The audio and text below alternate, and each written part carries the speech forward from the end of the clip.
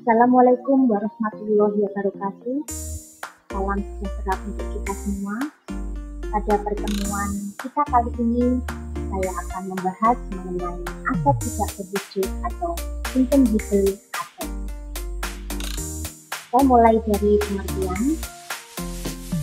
Menurut Rudianto tahun 2018, aset tidak berwujud adalah aset non-moneter yang teridentifikasi tanpa wujud fisik, yang memberikan hak istimewa atau posisi yang menguntungkan dalam menghasilkan pendapatan bagi perusahaan bersangkutan. Pengertian yang kedua, menurut Rahmanpura tahun 2019, aset tidak berwujud adalah aset tetap non-moneter yang tidak memiliki wujud fisik, namun wujudnya dalam bentuk kontrak atau lisensi yang bersumber dari hibah pemerintah, akuisisi bisnis, dan pengaturan monopoli.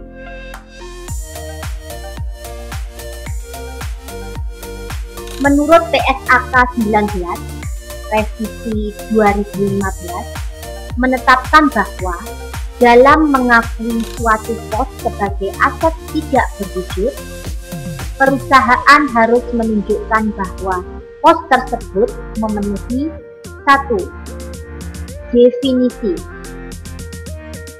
Definisi aset tidak berwujud, yaitu sebagai aset moneter, aset non-moneter yang dapat diidentifikasi dan minim wujud fisiknya.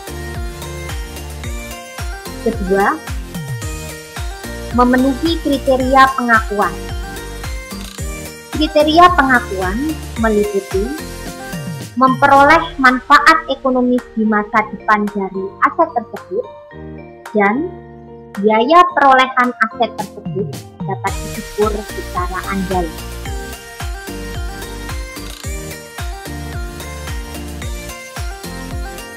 Dari informasi mengenai pengertian dan pengakuan aset tidak berwujud, maka ada 3 karakteristik utama aset tidak berwujud. Yang pertama adalah keteridentifikasian. Suatu aset dikategorikan sebagai aset teridentifikasi jika dapat dibedakan dari entitas dan dijual, dialihkan, dilisensikan, disewakan, atau ditukarkan baik secara individual atau bersama dengan kontrak terkait. Karakteristik kedua, pengendalian. Perusahaan dikatakan mengendalikan aset tidak berwujud jika memiliki kemampuan untuk memperoleh manfaat ekonomi di masa depan dari aset tidak berwujud tersebut dan dapat membatasi pihak lain dalam memperoleh manfaat ekonomi yang berkaitan langsung. Yang ketiga, manfaat ekonomi di masa depan. Manfaat ini dapat berasal dari pengetahuan atas pasar atau pengetahuan teknis tertentu yang melekat dalam aset tidak berwujud. Berikutnya mengenai klasifikasi aset tidak berwujud. Beberapa jenis aset tidak berwujud diantaranya adalah paten. Hak paten adalah hak eksklusif yang diberikan oleh negara kepada penemu atas hasil penemuannya di bidang teknologi untuk selama waktu tertentu melaksanakan sendiri invensinya atau memberikan persetujuan kepada pihak lain untuk melaksanakannya. Copyright atau hak cipta. Hak cipta adalah eksklusif pencipta atau pemegang hak cipta untuk mengatur penggunaan hasil penuangan gagasan atau informasi tertentu.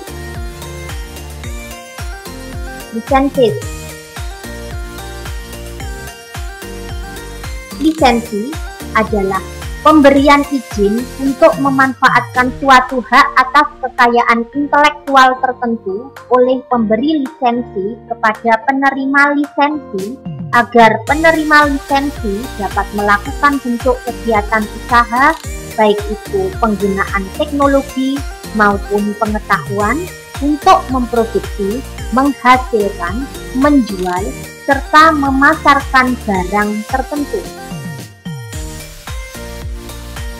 Trademark, merek dagang, adalah merek yang digunakan pada barang yang diperdagangkan oleh seseorang atau beberapa orang secara bersama-sama atau badan hukum untuk membedakannya dengan barang-barang sejenis lainnya.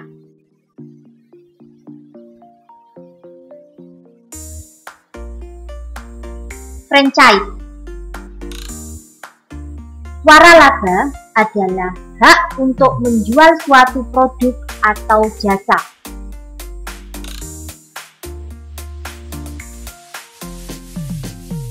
Leasehold adalah hak dari penyewa untuk menggunakan aset tetap dalam suatu perjanjian leasing. Goodwill adalah nama baik yang dimiliki suatu perusahaan yang berwujud nyata ketika perusahaan dijual kepada pihak lain, di mana pihak pembeli bersedia membayar lebih besar dari nilai buku perusahaan bersangkutan.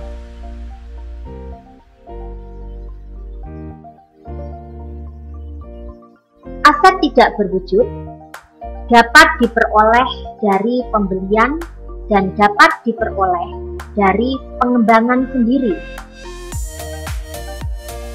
Aset tidak berwujud yang diperoleh dari pembelian berarti bahwa secara hukum hak atas aset tersebut dimiliki oleh perusahaan. Sedangkan aset tidak berwujud yang diperoleh dari pengembangan sendiri berarti perusahaan tersebut mengupayakan dan membangun sendiri aset bersangkutan. Aset tidak berwujud dicatat dan dilaporkan dalam laporan keuangan sebesar harga perolehannya, yaitu seluruh pengorbanan ekonomi yang dijadikan perusahaan sampai aset tidak berwujud tersebut memberikan manfaat ekonomi bagi perusahaan. Jika aset tidak berwujud diperoleh dari pembelian, berarti seluruh pengeluaran perusahaan dilakukan kepada pihak penjual hingga aset tidak berwujud tersebut siap memberikan manfaat ekonomi. Jika aset tidak berwujud dibangun sendiri atau melalui pengembangan sendiri, maka seluruh pengeluaran terjadi dalam proses membangun aset tersebut hingga aset tidak berwujud itu siap memberikan manfaat ekonomi.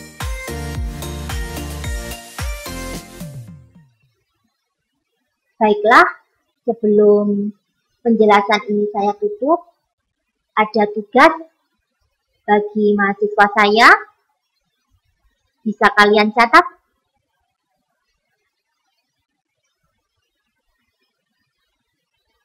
Pertanyaan pertama,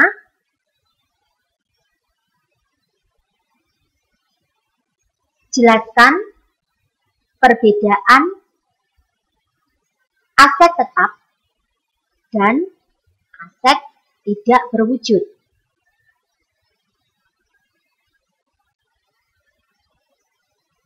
Yang kedua, sebutkan dan jelaskan karakteristik utama dari aset tetap dan aset tidak berwujud.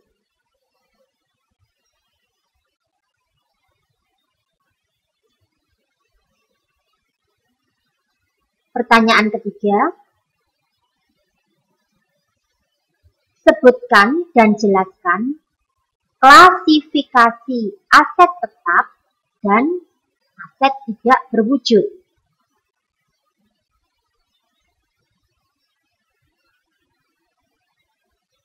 Pertanyaan keempat,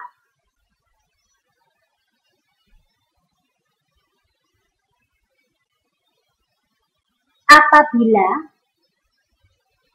pada awal Januari 2019 suatu perusahaan membeli sebuah waralaba makanan dengan harga 200 juta untuk jangka waktu 5 tahun, maka hitunglah A.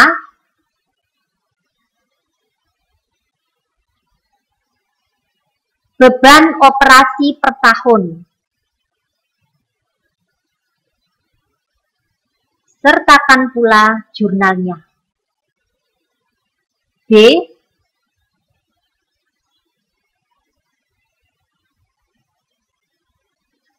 Tuliskan jurnal transaksi pembelian atas waralaba tersebut.